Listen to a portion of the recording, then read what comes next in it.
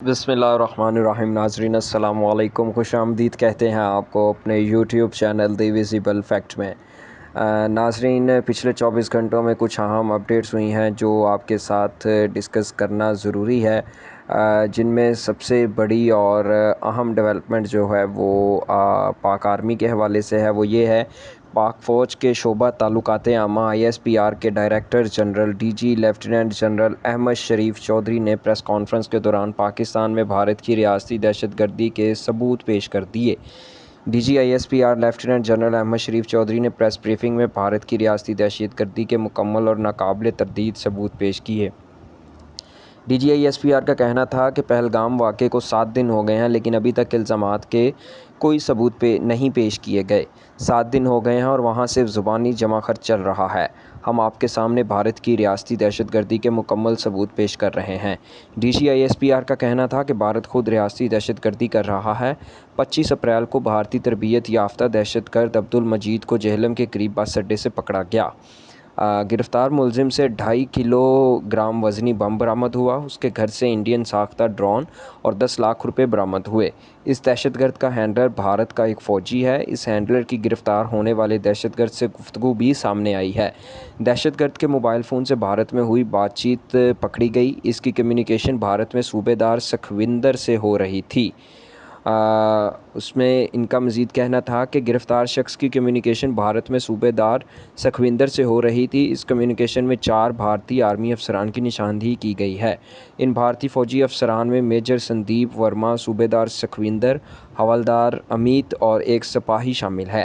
بھارتی ہینڈلر ان دہشت گردوں سے کہہ رہا ہے کہ پاکستان میں شہریوں کی لاشیں چاہیے، پاکستان میں کارروائی کرو تاکہ دنیا کو بتایا جائے کہ یہاں دہشت گردی ہے۔ بھارتی ہینڈلرز دہشت گردوں کو بم بنانے کے طریقے پر مشتمل ویڈیو بھیجتے ہیں۔ DG ISPR کے مطابق کمیونیکیشن میں میجر سندیپ نے اعتراف کیا ہے کہ وہ بلوچستان سے لاہور تک دہشت گردی کر رہے ہیں۔ ستمبر 24 کو سکھویندر نے برنالہ بھمبر میں بارودی مواد کی نشاندہی کی۔ دہشت گرد عبدالمجید نے برنالہ بھمبر سے بارودی مواد حاصل کیا۔ 13 اکتوبر کو دہشت گرد نے ضلع باغ میں فوجی گاڑی پر بم حملہ کیا۔ حملے میں فوج کے 3 جوان زخمی ہوئے۔ اس بم حملے کے لیے دہشت گرد کو بھارتی ہینڈلر نے 1,80,000 روپے دیے۔ DG ISPR نے بتایا کہ 22 نومبر کو سکھویندر نے بم کے حصول کے لیے مجید کو ہیڈ مرالہ کے قریب جگہ کی نشاندہی کی۔ دہشت گرد نے اس جگہ سے تباہ شدہ ڈرون اور IED حاصل کی۔ 30 نومبر کو عبدالمجید نے جلال پور جٹا میں IED فوجی گاڑی پر لگائی، جس سے 4 جوان زخمی ہوئے۔ دہشت گرد نے ٹاسک مکمل ہونے پر 6,56,000 روپے حاصل کیے۔ لیفٹیننٹ جنرل احمد شریف چودھری نے بتایا کہ میجر سکھویندر نے 18 مارچ کو کوٹلی کے قریب IED کی لوکیشن فراہم کی۔ 19 مارچ کو کوٹلی کے قریب اس مشکوک بیگ کی اسکول کے بچوں نے نشاندہی کی۔ آرمی یونٹ نے کوٹلی کے قریب مشکوک بیگ سے بم برآمد کیا۔ کوٹلی میں بم کی برآمدگی پر بھارتی میڈیا نے مقبوضہ کشمیر میں 5 بم برآمد ہونے کا جھوٹا پروپیگنڈا کیا۔ 22 اپریل 2025 کو سکھویندر نے ندالہ کے قریب IED کی ڈلیوری کی۔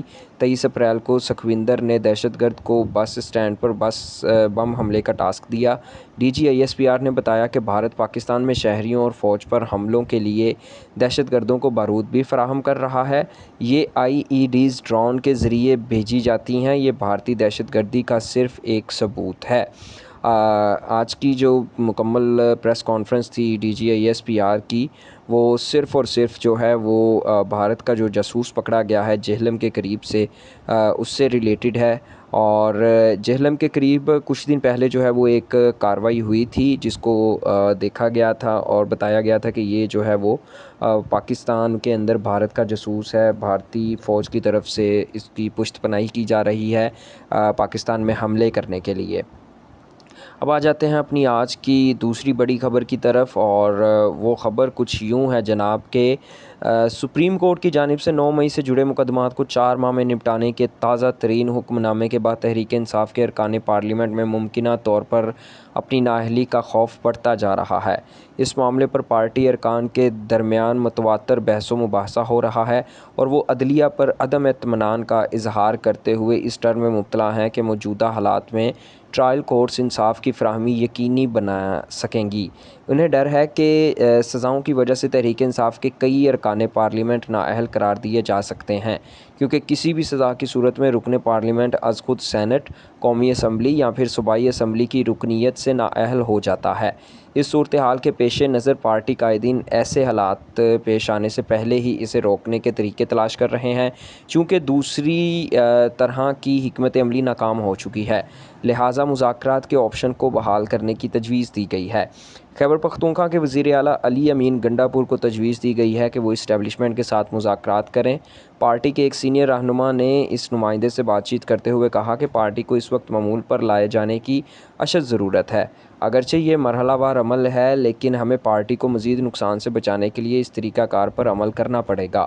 تحریک انصاف کے رہنما اس بات سے بڑے مایوس ہیں کہ ترسیلات زر کا بائیکاٹ اور اسلام آباد کی طرف مارچ کرنے جیسی سابقہ سیاسی حکمت عملی ناکام ثابت ہوئی۔ اپوزیشن کے بڑے اتحاد کی تشکیل کا امکان بھی معدوم ہو چکا ہے، جبکہ عدلیہ اور ڈونلڈ ٹرمپ جیسے بیرونی عوامل سے وابستہ امیدیں بھی دم توڑ چکی ہیں۔